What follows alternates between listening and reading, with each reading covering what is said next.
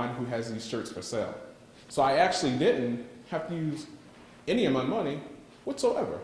I just put the two parties together. I put a party together that said, one person said I want to buy, and the other person said I want to sell. I said, okay, I'm going to put you guys two together, and I went from making $600 a month to making $10, $20, $30,000 in a month's time. And it was very, very interesting. And then something happened. And what happened was, I go out to Las Vegas, my supplier from India flies in to meet me. Now granted, again, I'm like 20 years old and I'm his biggest client. And he flies in, says, Stephen, I want to meet you. It's a trade show out in Vegas. We can go, we can hang out, have a good time, whatever. We get out there, we're meeting, having a great time. My first time out in Vegas, it's like, you know, big deal to me. And we're sitting down and meeting all kinds of executives, people from Levi's, from just everywhere. And I sit down and I'm having this conversation with a big executive from a online store, I'd rather not say. And he said to me, you know, Stephen, you're doing a great job. I'm like, you know, thanks. Like, I appreciate it, you know, whatever. I'm honored. Some big CEO of a company speaking to me. He's like, yeah, you know, I've been buying from Vinny for years. You know, you're doing such a good job, whatever. He's like, but you know you have to be careful, right? And I'm like, what do you mean I gotta be careful? Like, making money, like, I'm careful enough, it's working. And he's like, yeah, but you know, you gotta be careful because you know that your shirts are, you know, they're kind of gray. And I'm like, what do you mean they're gray? He's like, well, they kind of fall into a gray area. And I'm like, well, don't you buy these shirts? And he's like, yeah, I buy them all the time, but I buy from a lot of other people too, and you know, we kind of mix it all in. But you're just buying directly from the manufacturer, and you know, you're not really dealing with the brand owner, with, you know, be it Ralph Lauren or Tommy Hilfiger or whoever it was. All right, let me explain the way my business was working. I was buying clothing. This is the way manufacturing works. Quick lesson. When you go to Macy's, for example, and you get a nice, you know, Tommy Hilfiger shirt or a Gap shirt or whatever it is, Gap and Tommy Hilfiger and Nike, they don't actually own these factories in these foreign countries. They are just a marketing company and a fashion company. So the way it works is they say, okay, look, this is the jacket that we want. This is our design. These are the metrics for it. They send it over, all the details for it, to a manufacturer, and the manufacturer designs and makes the clothing. And that's it. So what happens is when Macy's says, look, we want 100,000 of these shirts, they call the factory over in India or China or whatever the case is, and say, look, we have 100,000 of these shirts that we want to order, and send it over to us in 60 days. So what happens is they place the order. About 110,000 shirts are made because it's, you know, it's the human element. And so, you know, 5,000 of them, the buttons might be all messed up, the stitching might be messed up, some of the coloring might be off. So probably about 5,000 of those shirts are going to go in the trash. So you still have 105 left. So the 100,000 shirts get shipped to Macy's and their order is fulfilled. And now you have 5,000 shirts left. And so the manufacturer will call up the brand owner, they'll call up Polo or Tommy Hilfiger and say, okay, great. What do? We have 5,000 shirts left. Where do you want us to send those? And they're like, oh, no, we don't need them. So they're like, okay, well, just burn them. And I'm like, burn them? What do you mean burn them? Like, yeah, set them on fire. Burn the shirts. We don't need them. So the manufacturers say, I'll burn them. I'll burn them all right. And they don't burn them. They sell them. And that's what I was buying. I was buying authentic, legitimate shirts, but they weren't authorized through the manufacturer. Those shirts were supposed to be destroyed. And I didn't know it at the time. I didn't know it until I got to Vegas and a big time executive told me about it. And so here I am faced with this challenge, inner city boy, inner city Philadelphia, you know, growing up in poverty, you know, trying to take the right road, my whole middle school and high school, you know, get out of that type of environment and all those kind of things, actually start up a successful business. I mean, I'm sending money home at this point. You know, most of you guys are in college, you know, your mom, your dad, they send you money. It was going the other way. I was sending money home. And I'm like, this is working out great. And now you're telling me that what I'm doing is great and it could get me in a lot of trouble. And I came back, it was the longest flight back. I mean, the flight is only about maybe 5 hours back from Vegas, but it felt like it was like 20 because I'm trying to figure out what the heck do I do? I mean, it's like the biggest, you know, face with integrity that I had to deal with in my life at that point. And I got back to school, and I called my contact in India, and he knew that my face had dropped after, you know, we had that conversation. I contacted my contact in India, and I said, look, I'm done. He's like, what do you mean you're done? Like, dude, we're making all this money, you know, because if I'm making this, I mean, he's selling it to me, he's making the money as well. He's like, what do you mean? I said, dude, I'm done. And he's like, well, no. We can do it different. You know, you can just work for me, and I can pay you a commission, and, you know, we can work things out that way. Like, you're not done. Like, we're going to still work this out. And I'm like, yeah, no, I'm done. I can't. Because I knew, I mean, for me, and for some of you in a group, starting a business might not be it. Maybe you want to be a singer, maybe you want to be an artist, maybe you want to be whatever. But I had hit the pinnacle of what I wanted to do, which was start a business. And then I had to give it up. I mean, it was depressing. And I just told him, no, I'm out, I'm done. And long and short, I went through my junior year in college, and I was pretty much depressed because I couldn't figure out what the heck I was going to do from here. The upside is I had some money, so I was depressed with some money. So you're going to be depressed. Better have a couple bucks in your pocket. So it was great in that respect, but it was just a really, really trying time in my life.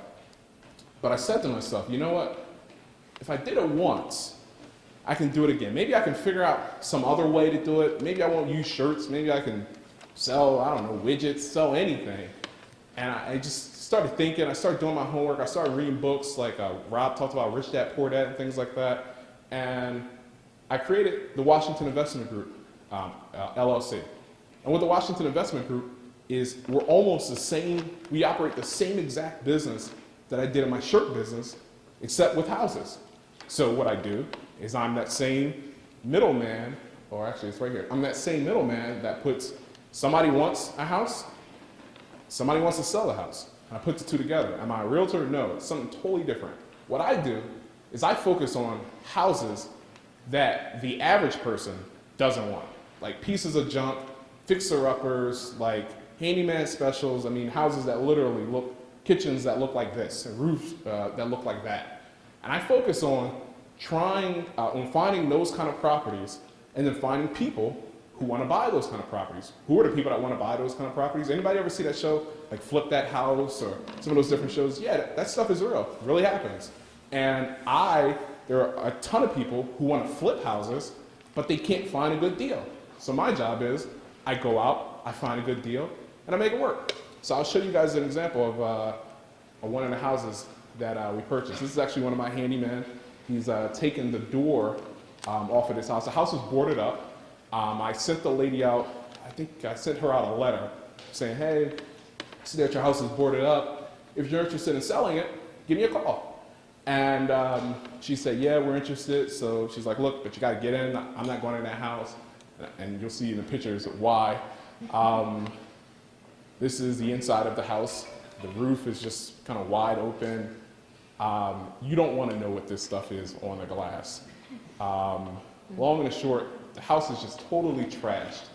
And not only is it trashed, because the roof is open like that, there were actually, and the neighbors warned us, thank God, there were actually raccoons living in the house.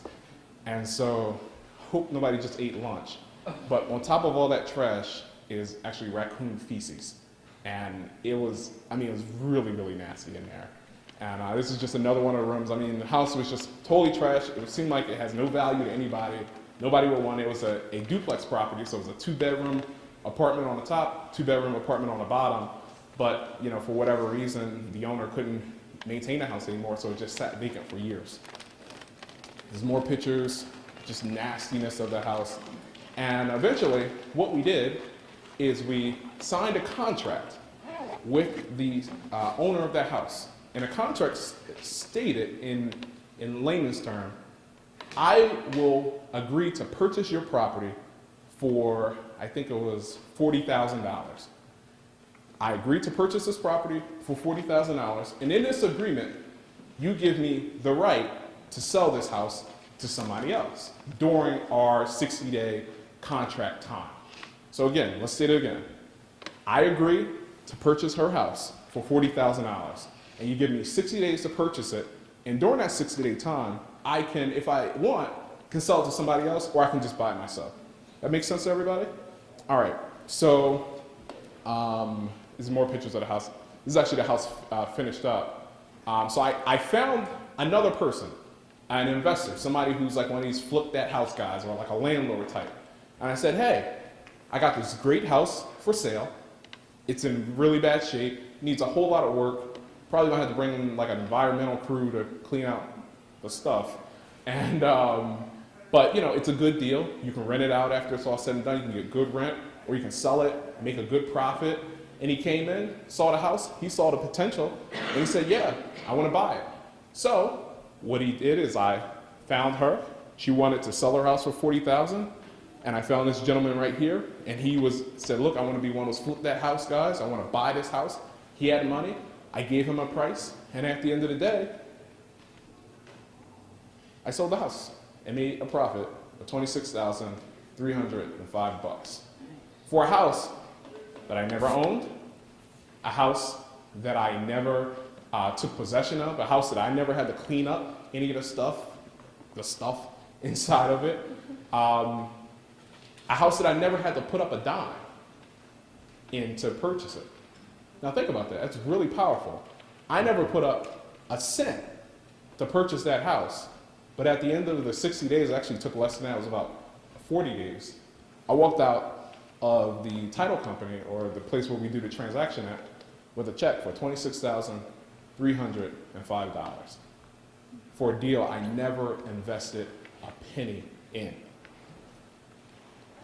So what I want you guys to take away from all this is we always envision starting a business means like, oh, I have to get this $1 million loan from some company in order to be able to fund, buy this building and inventory and merchandise and all that kind of thing. No. In my eyes, what starting a business is finding a problem and you becoming the solution or finding the solution. So in my situation, we had two problems. We had a seller who wanted to get rid of this piece of junk house that she had. The house was sitting there for years. It had back taxes on it, had raccoons living inside of it, and she didn't know what to do with the property.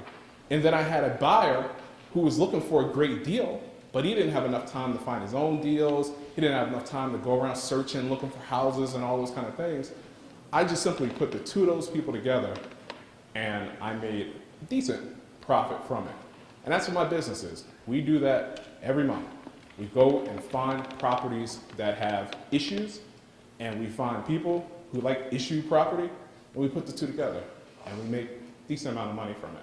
And so I say that to say, whatever it is that you want to do, be a problem solver. That's all the people who we look up to in life are problem solvers. Even musicians, they solve a problem of, we're bored, or we want to be entertained, or doctors, we have a problem with the illness, or we have a problem with a broken arm or whatever. The people that make the money out here are the people who solve problems. People that either solve big problems like heart surgeons, you guys probably admit if you have a heart issue, that's a big problem, that's why they get paid big bucks. Or there are other people who solve problems on a small level, but they solve a whole lot of those problems, like McDonald's. They solve hunger problems, and they solve hunger problems for a lot of people. And so, again, that's what I hope the biggest takeaway is for you guys, is not to think that business is just some far-off dream or concept or idea. No. Business is just about finding a problem, putting together a plan, finding the right people, doing whatever research you need to do. One of the biggest parts that I left out of this, and I'll be sharing it during the panel, is, I didn't just learn how to do $26,000 deals just myself or through osmosis. I stalked people who were doing this kind of thing. Literally, it was like, dude, what's your social security number? I need to know everything about you. Maybe not that bad, but ultimately, I followed success. I asked a lot of questions. I came to events like these. And so I encourage you all to, go after your dreams, Go after your desires, whatever it is that you want to do. The only thing that's stopping you is you. I know it's cliche, but it really is the truth. And we're here today